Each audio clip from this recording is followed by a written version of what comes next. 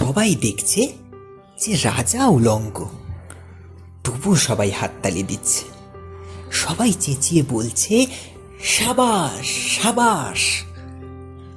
কারো মনে সংস্কার, কারো মনে ভয়, কেউ বা নিজের বুদ্ধি অন্য মানুষের কাছে বন্ধক দিয়েছে, কেউ বা পরান্নভোজী, কেউ বা কৃপাপ্রার্থী, উমেদার, প্রবঞ্চক।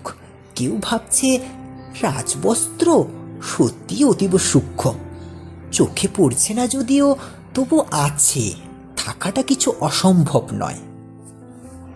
গল্পটা সবাই জানে, কিন্তু সেই গল্পের ভেতরে শুধুই প্রশস্তি বাক্য উচ্চারক কিছু আপাদমস্তক ভীতু, ফন্দিবাজ অথবা নির্বোধ স্তাবক ছিল না। একটি শিশুও ছিল, সত্যবাদী, সরল, সাহসী একটি শিশু। নেমেছে গল্পের রাজা আবার বাস্তবের প্রকাশ্য রাস্তায়। আবারও হাততালি উঠছে মুহুর্মুহু, জমে উঠেছে স্তাবক বৃন্তের ভিড়। কিন্তু সেই শিশুটিকে আমি আজ ভিড়ের মধ্যে কোথাও দেখছি না। শিশুটি কোথায় গেল? কেউ কি কোথাও কোনো পাহাড়ের গোপন গুহায় তাকে লুকিয়ে রেখেছে?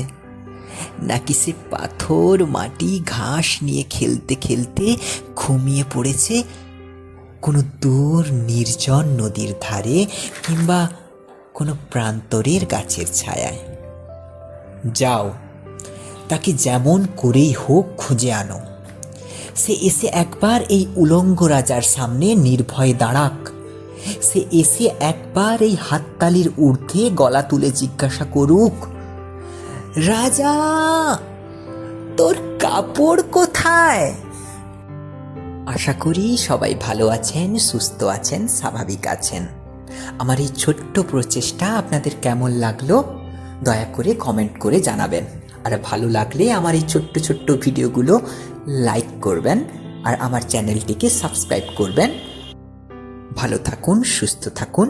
আজকের মতো আসি।